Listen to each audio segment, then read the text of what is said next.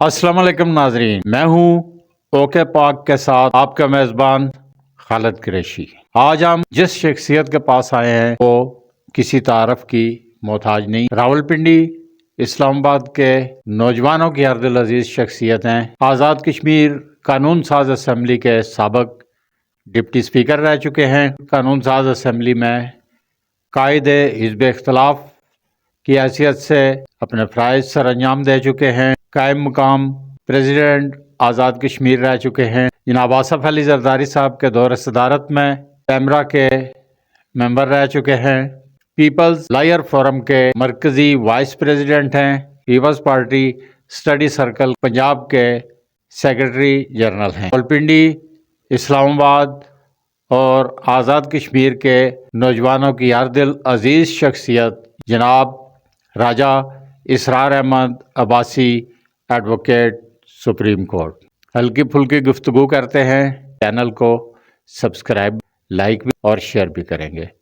Study circle Punjab का general secretary हूँ। Peoples lawyer forum Pakistan का नायब सदर हूँ। जम्मू 6 बहुत बड़ा हल्का है जिसमें रावलपिंडी डिवीजन सारा, केपी के सारा और गलगित बल्तिस्तान सारा, ये एक पूरा एक हल्का बनता है। उस इलेक्शन में पीपल्स पार्टी के साथियों ने कितनी जान मारी थी, ये उनकी मोहब्बत थी, एक ताल्लुक़ था उनके साथ, एक राब्ता। सियासत में इस तरह की सूरत हाल हो तो एक जेलसी तो होती है। मैं बड़े वाज़े मार्जिन से यहाँ से इलेक्शन जीता। सबसे बड़ी बात यह कि सारी तंजीमें उस इलेक्शन में इस तरीके से इलेक्शन लड़ रही थी जिस तरीके से वो उनका हर बंदे का अपना इलेक्शन। नाहिद खान का तूती बोलता था, फिर ऊपर से कुछ अरसे बाद उनका अपना इलेक्शन आ गया नाहिद खान का। उनका फरमाइश ये थी कि जिस तरह आपने अपना इलेक्शन लड़ा है आप मेरा इलेक्शन लड़े। मैंने उस वक्त भी बताया, मैंने कहा ये दोस्तों की मेहरबानी है, एक ताल्लुक़ था, उन्होंने लड़ा। हो सकता है कि उस तरीके की सूरत हाल ना बन सके, लेकिन पूरी कोशिश की। फिर उसमें उस इलेक्शन में फिर उनके साथ थोड़ा सा इख्तिलाफ हो गया। वो फिर बढ़ते बढ़ते इस हद तक चला गया कि एक दिन अखबार में ख़बर आई कि मुझे और मुमताज़ राठौर साहब स्पीकर थे उस वक्त असम्बली के, एक्स प्राइम मिनिस्टर थे आज़ाद कश्मीर के, आज़ाद कश्मीर पीपल्स पार्टी के सदर थे, हम दोनों को पार्टी से निकाल दिया गया। अब पता चला कि ये नाहिद खान साहिबा की ख्वाहिश पे उस वक्त के जो सेक्रेटरी जनरल थे उन्होंने ये नोटिफिकेशन किया, जिसका मोहतरमा को भी कोई इल्म नहीं। बाद में मुझे बड़ा कहा गया आप यूँ करें, यूँ लिख के दें, यूँ करें। मैंने कहा मैं सियासी कारकुन हूँ। उस वजह से फिर ये काफ़ी अरसे तक दूरियाँ रही। फिर जब नाहिद खान साहबा पार्टी से अलहदा हुई तो फिर गुंजाइश बनी और फिर पार्टी ने कहा, फिर हम एक्टिव हो गए। एक वजह ये। दूसरी वजह आज़ाद कश्मीर के अंदर पार्टी के अंदर जो ग्रुपिंग थी वो भी एक वजह थी, लेकिन बुनियादी वजह ये थी मैं ऐसा इस पूरे टेन्योर में कभी सरकारी दौरे पे नहीं गया। मैं जब यहाँ इलेक्शन लड़ा तो मैंने एक ही नारा दिया था कि कश्मीर पाकिस्तान है। आज़ाद कश्मीर की हद तक जहाँ तक ताल्लुक़ है, ये लोग तो क़याम पाकिस्तान से पहले एक करारदाद पेश करके तो पाकिस्तान का हिस्सा बन गए थे। इस बुनियाद पर हम आज़ाद कश्मीर के लोग और अक्सरियती लोग ये कहते हैं कि कश्मीर पाकिस्तान का हिस्सा है। मैं उन लोगों में से हूँ जो आज भी कश्मीर को पाकिस्तान का हिस्सा समझता हूँ और एक लाजमी हिस्सा समझता हूँ, ज़रूरी हिस्सा समझता हूँ। कश्मीर के लोग पाकिस्तान से बहुत ज़्यादा प्यार करते हैं, वो अपने आप को पाकिस्तानी कहने में फ़ख्र महसूस करते हैं, मैं भी उनमें से। कश्मीर का हाल जद्दोजहद है जी, जो इतने अरसे से जारी है। इंटरनेशनली खुसूसन अमरीकी दबाव में ये मसला चलता रहा है। कभी इसमें उबार आया, कभी इसमें नीचे गया ये मामला। पिछले अरसे में जब वहाँ पर ट्रंप हुक्मरान था, उन्होंने तकरीबन अपने तौर पर कश्मीर का मसला हल कर दिया था कि जो आज़ाद कश्मीर है इधर वो पाकिस्तान के पास रहेगा या पाकिस्तान उसके कोई अरेंजमेंट्स कर ले, और जो मकबूजा कश्मीर है वो भारत के पास चला जाएगा। उसके बाद आपको याद होगा कि भारत में कॉन्स्टिट्यूशनल बड़ी तब्दीलियां होकर انہوں نے کشمیر کو اپنا حصہ سارا انٹرنیشنلی ایک پاکستان پر بھی ایک دباؤ تھا، وہ ہماری اپنی کمزوری کی وجہ سے ہے۔ لہٰذا آپ اقوام متحدہ وہاں ہمارا ایک اصولی موقف تو ہے، لیکن یہ اب ڈپینڈ کرتا ہے ہم کشمیری لوگ جو ہیں ان کی جدوجہد پہ۔ انہوں نے اپنے طور پہ مسئلہ حل کر دیا، لیکن یہ مسئلہ اس طریقے سے حل نہیں ہوگا، یہ کسی وقت بھی دوبارہ بڑی ہی شدت کے ساتھ سامنے آئے گا، چونکہ کشمیری کسی بھی صورت میں جو اس طرف ہیں وہ بھارت کا حصہ نہیں بننا چاہتے۔ جدوجہد کرنی پڑے گی، اس میں لوگوں کو جدوجہد کرنی پڑے گی، اس مسئلے کو زندہ رکھنا پڑے گا، سیاسی طور پر بھی، مقامی طور پر بھی، انٹرنیشنلی طور پر بھی، تبھی جا کر اس کا سیاست جب شروع ہوئی تو یہاں اسی آفس میں مختلف جماعتوں کے لوگ آتے رہے، خصوصاً پی ٹی آئی والوں کا بڑا زور تھا، وہ مجھے ایم پی اے کی ایک سیٹ دے رہے تھے شہر کی، یہ جو عارف عباسی والی تھی، مجھے وہ سٹی کا پریزیڈنٹ بنا رہے تھے۔ ہمارے کچھ دوست پی ٹی آئی میں چلے گئے تھے، جس میں آغا ریاض صاحب تھے، تنویر اقبال پاشا صاحب تھے، اور بہت سارے اچھے پرانے لوگ مجھ، لیکن پھر چونکہ میرا اٹھاؤ ہی اس پارٹی سے تھا، پارٹی نہیں بلکہ ایک آپ یوں سمجھ لیں کہ جس طرح فیملی میں تعلقات ہوتے ہیں اس طرح دوستوں سے تعلقات، پھر ہم نے یہی فیصلہ کیا کہ دوبارہ پارٹی میں ایکٹیو ہوا جائے۔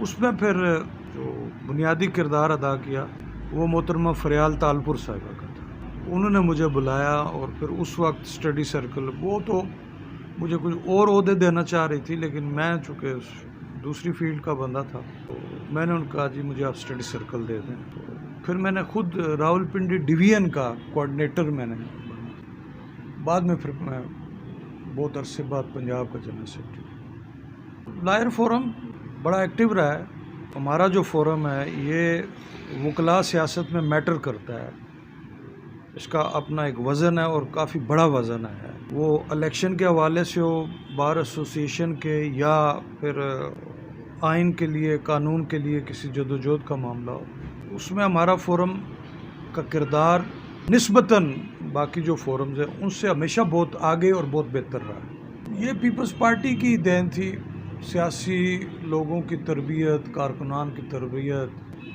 اپنے نظریات کے حوالے سے، پاکستان کی ضروریات کے حوالے سے، ذوالفقار علی بھٹو صاحب کے دور سے یہ کام چلا آ رہا تھا، درمیان میں ختم ہوا، پھر ہم نے اٹھایا، تو اس کی ایک بڑی ضرورت تھی۔ جب محترمہ فریال تالپور صاحبہ سے بات ہوئی تو وہ بڑی متاثر تھی اس بات پہ، ان کی بھی ایک خواہش تھی، چونکہ خیال یہ کیا جا رہا تھا کہ پیپلز پارٹی کو بہت مار پڑی تھی پورے عرصے میں، 79 سے لے کر بی بی شہید کے وطن واپسی تک، یہ جو 86 کا اشرہ ہے، اس دوران پیپلز پارٹی کو بہت زیادہ مار پڑی تھی۔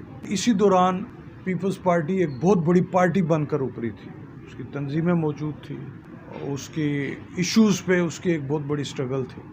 میں نے خود انڈیا کے کسی ریڈیو یا ٹیلی ویژن پہ سنا تھا، وہ یہ کہہ رہے تھے کہ پیپلز پارٹی، حالانکہ وہاں انڈیا کی اگر آپ آبادی دیکھیں تو وہاں بڑی بڑی پارٹیاں ہیں، وہاں ایک تبصرہ ہو رہا تھا، انہوں نے اس وقت کہا تھا کہ پاکستان پیپلز پارٹی بر صغیر کی سب سے منظم اور بڑی پولیٹیکل پارٹی ہے، جس کے نظریات ہیں، جس کے سیاسی کارکن ہیں۔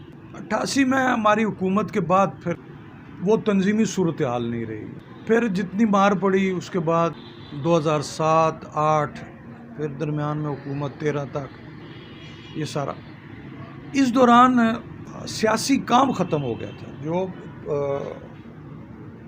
جماعتوں کے اندر تنظیموں کو کرنا چاہیے تھا تربیت کے حوالے سے، تعلیم کے حوالے سے، یہ بالکل ختم ہو گیا تھا۔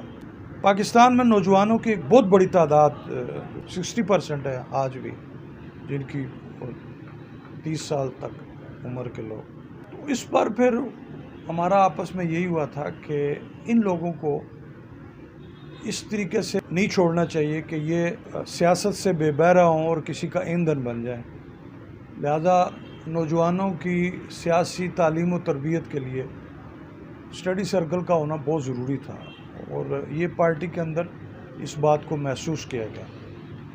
اگرچہ ہم بعد میں کو پنجاب کے اندر بن گئی، باقی جگہوں پہ بھی جس طریقے سے کام کی ضرورت تھی وہ ہم نہیں کر سکے، لیکن پھر بھی آج بھی تھوڑا بہت کام تعلیم و تربیت کا کرتے ہیں. سیاست تعلیم و تربیت کے بغیر نہیں ہو سکتی، اور یہ پچھلا جو ایک ٹینیور گزرا ہے اس کا کلچر آپ کے سامنے ہے، اور اس سے جتنا نقصان پاکستان کے اندر اتحاد کو، اجتماعیت کو، معاشرت کو ہوا ہے، یہ شاید یہ نقصان پورا کرنے میں ہمیں بہت بڑا وقت لگ جائے گا. یہ اسی وجہ سے ہوا کہ سیاسی تربیت نہیں تھی. ہم نے ریاست کی تمام حدود جو ہیں وہ عبور کر دی. ہم نے کسی جگہ جو ملک کے لیے، قوم کے لیے کچھ صبر اور تحمل والی بات ہوتی، ہم نے وہ سب چھوڑ دی تھی. اور یہ اس وجہ سے ہے کہ تعلیم و تربیت کی کمی تھی. لوگ سیاست کو سمجھ نہیں سکے، لوگ ریاست کو نہیں سمجھ سکے، لوگ ملک کی ضروریات کو نہیں سمجھ سکے. اس وجہ سے ہم بہکاوے میں آئے، پروپیگنڈے میں آئے، جھوٹی خبروں کا ہم وہ شکار بنے. تو آج بھی میں سمجھتا ہوں سیاسی جماعتوں کے اندر جو ان کے ساتھی ہیں، کارکنان ہیں، ان کی تعلیم و تربیت کا ایک باقاعدہ ایک بندوبست ہونا چاہیے. میں جب پیمرا میں گیا ان دنوں ایک ہی منوپلی تھی میڈیا کے اندر، منوپلی جس کو کہتے ہیں. اس کے پیچھے ایک بہت بڑا، میں نے اپنے طور پہ جو میرا اپنا ذاتی تجزیہ تھا یا تجربہ تھا، ایک بہت بڑا نیٹ ورک تھا اس کے پیچھے. رولز کوئی نہیں تھے، پیمرا رولز نہیں تھے، قواعد نہیں تھے دوسرے. یہ ہماری کمیٹی بنی، پھر یہ بنانے میں ہم 3 لوگوں کا، پیمرا کے 2 آفیسر تھے، ایک میں تھا. ہم نے پیمرا کے رولز جو اس وقت بنائے تھے وہ ہم نے بنائے تھے. ریگولیشن جو بنائے تھے وہ پیمرا کے ہم نے بنائے تھے، اور شاید بہترین ریگولیشن بنائے تھے. بس 6 چینل تھے، کچھ آفیشیل تھے، کچھ ان آفیشیل تھے، کچھ قانون کے مطابق تھے، کچھ نہیں تھے. یہ جب میٹنگ میں یہ کچھ باتیں ڈسکس ہوئی تو ان دنوں افتخار چودھری صاحب جو چیف جسٹس تھے، انہوں نے شکایت کی جا کے سپریم کورٹ میں کہ جی رولز بن گئے ہیں، ریگولیشن بن گئے ہیں پیمرا کے. انہوں نے کچھ نہیں دیکھا. انہوں نے ایک وقت میں بلایا چیئرمین کو، پتہ نہیں کون سی پٹیشن تھی، انہوں نے وہ رولز ریگولیشن جو ہے وہ ختم کر دیے، منسوخ کر دیے ایک پوائنٹ پہ. پھر بعد میں جب ہم نہیں رہے، وہی رولز اینڈ ریگولیشن جو ہم نے بنائے تھے کسی کو ہائر کیا گیا. بعد میں مجھے پتہ چلا کہ 1.25 کروڑ روپیہ جو ہے انہوں نے وہ معاوضہ لیا ہے. ہم نے تو مفت میں بیٹھ کے بنائے تھے، اور وہی جو ہم نے بنائے تھے وہی انہوں نے دوبارہ کر کے، تو اسی حالت میں جس بنیاد کو بنا افتخار چودھری صاحب نے وہ رولز ختم کیے تھے، وہی حالات تھے، انہی حالات میں پھر ان کو پاس کر دیا انہوں نے. لیکن اس وقت پھر جو ہم نے پیمرا کے ذریعے میڈیا کو ریگولیٹ کیا، اس کے بعد ہی پھر جو باقی آپ کے چینل تھے نا، پھر انہوں نے سانس لینا شروع کیا. اور یہ میں سمجھتا ہوں کہ میرا ایک کردار تھا، اس میں بڑا کردار تھا کہ منوپلی وہاں پر ختم تو نہ ہوئی لیکن منوپلی کم ہوئی. باقی جو چینل تھے ان کو کام کرنے کا، ان کو سانس لینے کا موقع. اپنے حقوق اور فرائض کی حد تک جو چھوٹے موٹے قوانین ہیں ان کا تو ہر بندے کو پتہ ہونا چاہیے. ہر پڑھے لکھے کو، ہر ان پڑھ کو بارے میں پتہ ہو جائے. مثال کے طور پہ اگر میں گاڑی چلاتا ہوں یا موٹر سائیکل چلاتا ہوں تو مجھے موٹر سائیکل کے کاغذات سے لے کر لائسنس تک، اشاروں تک، سڑک پہ جو قوانین لاگو ہوتے ہیں ان کا مجھے علم ہونا چاہیے. باقی اگر میں کہیں کوئی کاروبار کرتا ہوں اس کے حوالے سے یہ فرائض میں شامل ہے. لیکن میں ایک بات آگے بڑھ کر کہتا ہوں، آئین جو ہے پاکستان کا آئین، یہ کسی لیول پہ، چاہے آپ سکول کے لیول سے شروع کریں، چاہے آپ اوپر کالج کے لیول سے شروع کریں، لیکن یہ ایک سبجیکٹ ہونا چاہیے اسٹوڈنٹ کے لیے، آئین سے واقفیت، اور جو آئین کے تحت آپ کے حقوق اور فرائض ہیں، اداروں کے جو حقوق اور فرائض ہیں، لوگوں کو پتہ ہونے چاہیے. تبھی جا کر قانون اور آئین کی حکمرانی بنے گی، لوگ پھر اس کی رسپیکٹ کریں گے. آئین کی اہمیت کا پتہ ہونا چاہیے، قانون کی اہمیت کا، قانون کی ضرورت کا پتہ ہونا چاہیے. اب ایز پروفیشن جو ہے یعنی کہ انکم کے حوالے سے وکالت کوئی اتنا اچھا شعبہ نہیں رہا. وہ اوور آل کاروبار کی حالتیں ہیں اس سے وکالت بھی متاثر ہوئی ہے. مہنگائی ہے, لوگوں کے پاس قوت خرید نہیں ہے, لوگوں کے پاس پیسہ نہیں ہے. اس وجہ سے یہ اثرات تو وکالت پہ بھی پڑے ہیں. جن لوگوں کے معاشرے کے اندر تعلق ہیں کو ضرور ایز پروفیشن اس میں آنا چاہیے. بہت اچھا پروفیشن ہے.